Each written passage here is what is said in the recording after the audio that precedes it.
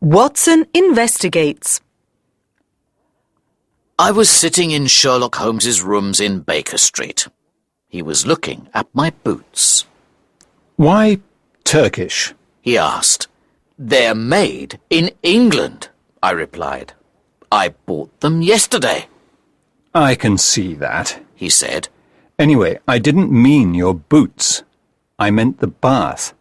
Why did you have a Turkish bath?" It's good for my health," I said. "I wanted a change." "You shouldn't let the assistants at the baths tie your bootlaces. You tie them better yourself." I looked at my laces and saw the knot was in fact tied a little differently to the way I usually tied my knots. Incredible, I thought. He notices the smallest differences. "If you really want a change, Watson, I have a job for you. You can go to Switzerland, all expenses paid. I have a case I must investigate there, but I don't want to go too far away. Besides, I prefer my housekeeper's cooking to the food abroad. Mrs. Hudson makes an excellent lunch, if you'd like to stay." "Thank you," I replied, "but I can't stop. I must go back home." Holmes ordered lunch anyway. "I think Scotland Yard would prefer to see me in London," he continued. "There's one criminal in particular who will happily take advantage of my absence, but that is not something I can discuss at this moment." "I'd like to hear more," I said. "Lady Frances Carfax," he began. "the daughter of the late Earl of Ruffton, is around 40 years old. She is very beautiful for her age. She has the advantage of wealth and the disadvantage of having none of her own. Her brother owns the family home, whereas she has no fixed address and no husband. She has some valuable Spanish jewellery, which she carries with her everywhere. I'm afraid that she may be in danger." "I don't understand," I said. "Is Lady Frances Carfax in Switzerland?" "An interesting question," he replied. "Is she there, or somewhere else? Is she alive, or is she dead? Her family last heard from her more than 5 weeks ago. She has a friend in England she often writes to. She has had no letters from her." "Has anyone seen her?" I asked. "She went into a bank in Switzerland 4 weeks ago and wrote a cheque for £50 to her maid. Send me a telegram if you find out more information." Holmes gave me an address of a hotel in Lausanne. "Holmes, are you really asking me to investigate?" "Of course. Here, I have a first-class ticket you can have. Now, shall we eat?" 2 days later, I arrived at the hotel in Lausanne. I found out that Lady Frances often stayed there. She was a lovely lady. She was interested in books, and she often went for walks on her own. She told the owner she was going to stay for the summer, but 5 weeks later she paid in advance and left early. The head waiter was engaged to her maid, Marie, and he knew nothing of their plans to leave until he received a letter from his fiancée. It said that she was visiting her family in France to tell them about their engagement. I asked to speak to him. The waiter couldn't tell me much about Lady Frances. Marie never spoke about her employer's private matters, but he remembered something interesting. In the last few days before she left, the lady seemed sad and worried. A dark-haired man with a beard was seen holding her by the arm near the lake. Marie thought the man was following her because she saw him again near the hotel. Soon after this, Lady Frances left. He gave me Marie's address in France and suggested I spoke to the travel agency in town. The travel agency had copies of train tickets that were sold to 2 English ladies on the day they left. The final destination was Baden. The lady who paid did not leave her name, and she did not leave an address for her luggage, which she preferred to keep with her. In Baden, I found an English-speaking guest house. The hotel manager recognized Lady Frances from my description. Her maid only stayed one night. The lady was friendly with two guests, Dr. Schlesinger and his wife. Dr. Schlesinger came to Baden to rest after becoming unwell during his time in South America. He was a very religious man and often spoke of his work with the missionaries there. Lady Carfax, in particular, seemed very interested in their missionary work and wanted to help. Dr. Schlesinger paid for her hotel bill, and the three guests said they were leaving for London. "You aren't the only person looking for the lady," the manager added. "A man asked me about her. He was a big, bearded man. I think he was English, but I didn't recognize his accent. I'd say he has lived abroad for some time." I was sure the man had something to do with Lady Frances's disappearance. I sent a telegram to Holmes to tell him how quickly I was resolving the matter and that I was leaving for France to speak with Lady Frances's maid. I received a telegram in return asking for a description of Dr. Schlesinger's left ear. I didn't like Holmes's strange idea of a joke. I decided to continue with my investigations. The maid lived in a small village, and I quickly found her house.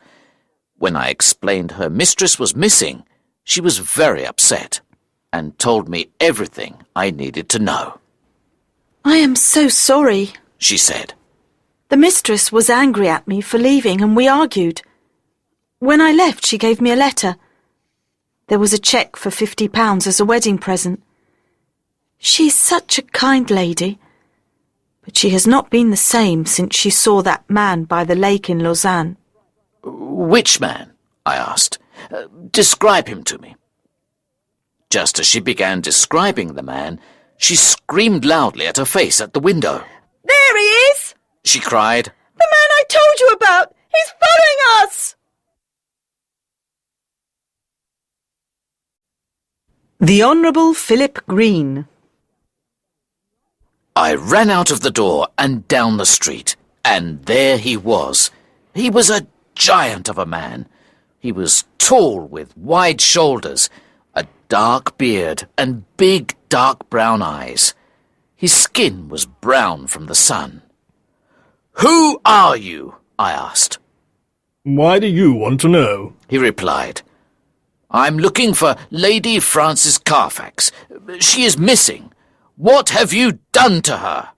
"What have I done to her?" he repeated angrily. He put his hand on my throat and held it there until I couldn't breathe. I pushed him away, but he held tighter. Then a man came running towards us from the cafe opposite. Stop! He cried. He hit the bearded man on the arm and he let go of me. It's lucky that I came, he said. Is there anything you've done right in this investigation? I turned around, and to my surprise I saw that the man was Holmes. "You sent me here," I shouted. "I expect your investigations would be much better." My investigations were better, he replied. I found someone who can help us, and you started a fight with him. This man is following Lady Frances's maid. He knows where Lady Frances is. Good. Well, let's ask him politely, said Holmes. Let me introduce you to the Honourable Philip Green, a family friend of Lady Frances Carfax. "I'm so sorry, sir. I'm losing my mind." Green cried. "I love Lady Frances more than anything. I don't know what to do." Let's go back to the cafe, said Holmes. And you can tell my friend Watson your story. "I've always loved Frances," Green began. "and I think she loved me. When I first met her, I was young and stupid. She didn't think I was serious about her. Her father asked me not to see her again because she was going to get married. But now I know that wasn't true. I left for South Africa in the hope of making money there. I did well. I bought land and had a house with servants. But I knew something was missing. Years later, friends told me that Lady Frances was still unmarried. I hoped it was because she still loved me. When I found her in Lausanne, she told me it was too late to think of marriage. But I feel sure she still feels something for me. I thought perhaps her maid might talk to her. Now you tell me she is missing. Please, tell me, what has happened to Frances? That is what I hope to find out, said Holmes. I suggest you go back to London. Send me your address. You can help us with our investigations. When we arrived in London the next day, there was a telegram waiting for Holmes at Baker Street. It said, "Left ear. Torn. Piece is missing." "What does this mean?" I asked. It's the question you didn't answer, said Holmes. What does Dr. Schlesinger's left ear look like? Fortunately, I sent it to the hotel manager. He remembered. I don't understand, I said. Dr. Schlesinger's left ear was bitten in a fight. He is better known to the Australian police by the name of Holy Peters. Mr. Peters has spent years becoming friendly with lonely ladies who do good work. He tells them their money is for his religious work. One lady, whom he calls his wife, left with him for South America. He stole from people who were dying. By the time the missionaries found out, they were on a ship to Europe. The longer Lady Frances stays with them, the more danger she is in. In a big city like London, Peters and his wife disappeared like they never existed. It was a week before one of Sherlock Holmes's contacts arrived at the door with information. A man wearing religious clothes and matching the description of Peters was seen selling an old Spanish necklace. The man looked pleased with the money he received and said that he had more jewellery at home. He would come back the next day. On hearing this news, Sherlock Holmes asked the Honourable Philip Green to come to Baker Street. I must help, Green said. I can't sit and do nothing.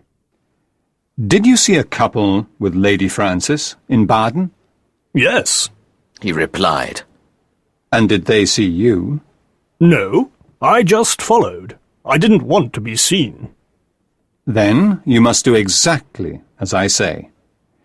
Tomorrow they will try and sell more jewellery.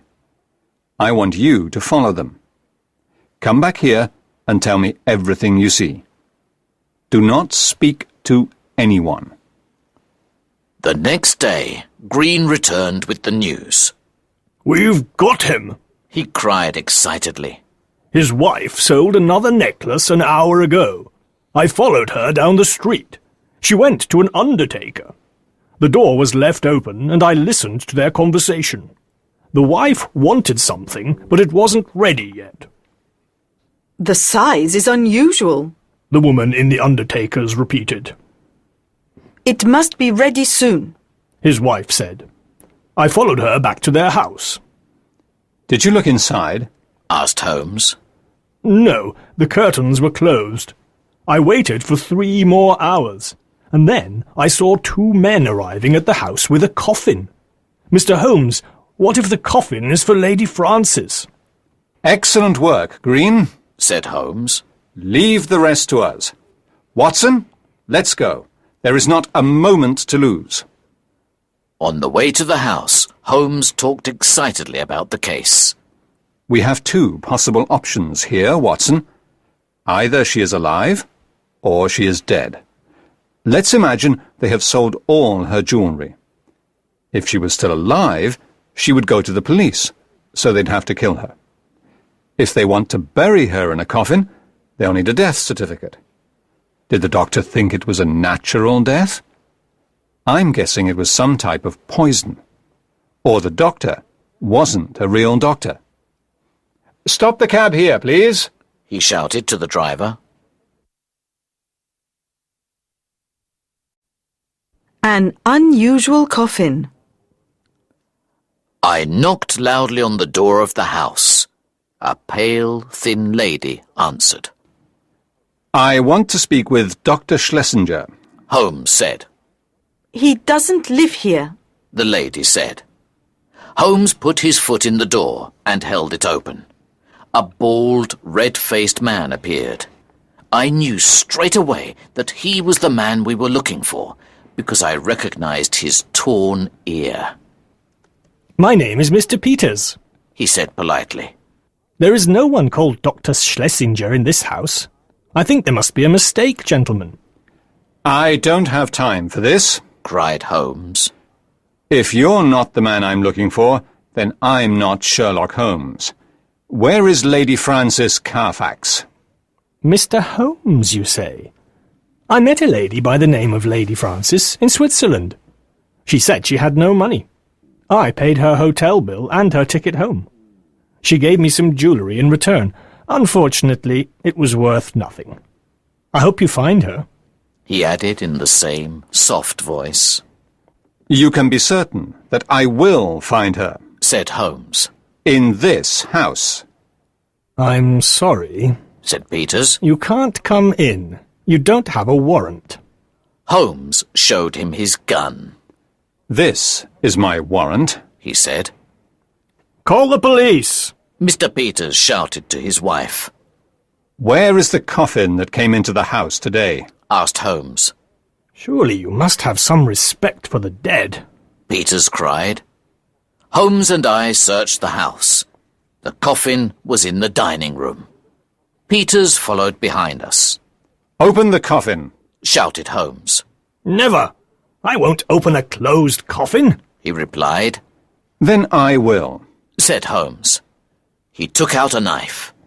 "Watson, help me lift the lid, please." We pushed up the lid, and there, at the bottom of a very big coffin, was a poor old lady of 90 years old. Even I could see that she was not Lady Frances. Sherlock Holmes looked pale. He shut the lid angrily.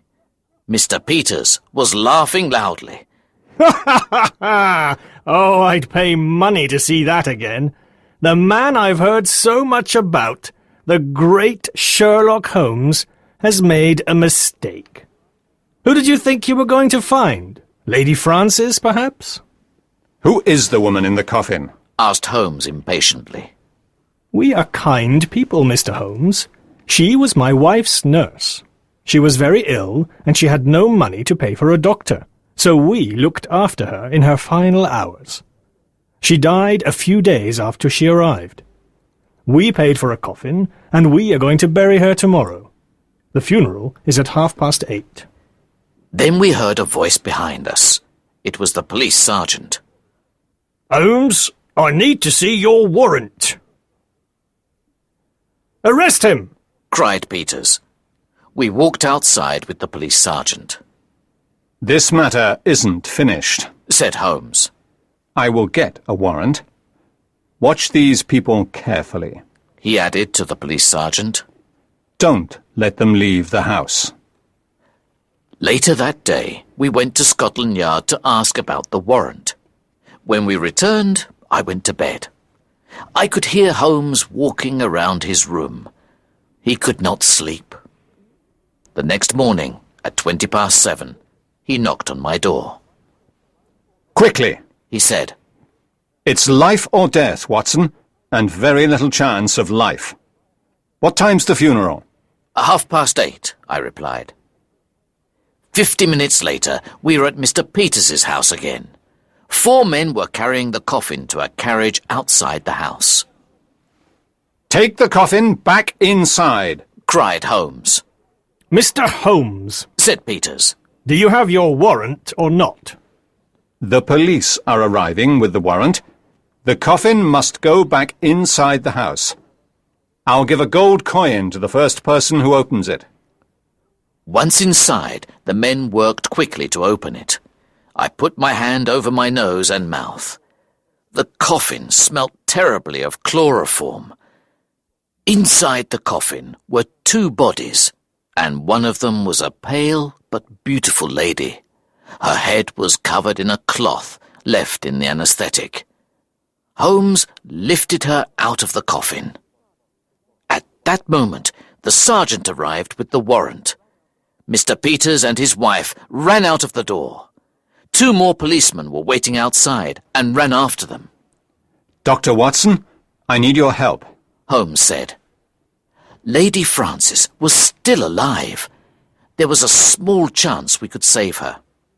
30 minutes later, after some medicine and a lot of help to start her breathing again, she opened her eyes. She was very confused. You can take the poor old lady who is still in this coffin. Holmes said to the men in the room.